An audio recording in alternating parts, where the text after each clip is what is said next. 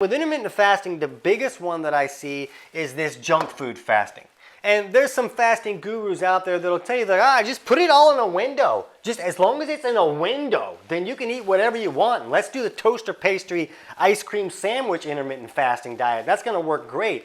And that's going to work for about 7 people on the planet. And the problem is those 7 people don't shut up about it, and they tell everybody else, hey, this is how you do it, this is how I lost weight, and you're going to see the same results I did.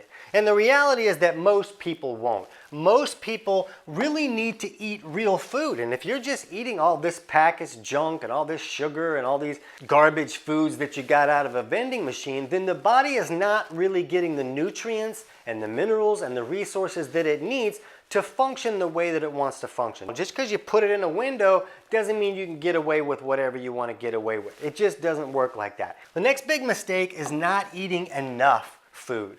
A lot of people will, I got to do calories in, calories out. I'm going to restrict calories and the windows that I eat them in so that I can really speed up that weight loss. But when the body's not getting enough fuel and resources and nutrients that it needs, it's going to raise stress hormones. And those stress hormones tell your body to do things like, hey, let's break down tissues and turn those into glucose so that I can use those glucose for fuel.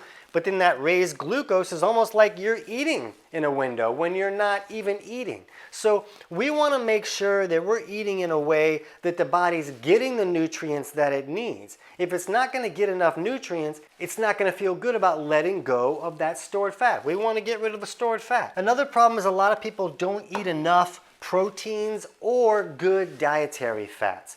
And the best dietary fats are really the saturated fats, things like butter and coconut oil and animal sources of fats, and maybe some olive oil and those types of fats as well. But we really don't want all these processed junk seed oil fats and all the polyunsaturated fats that can create a lot of trouble for some people. We want real food sources of fats.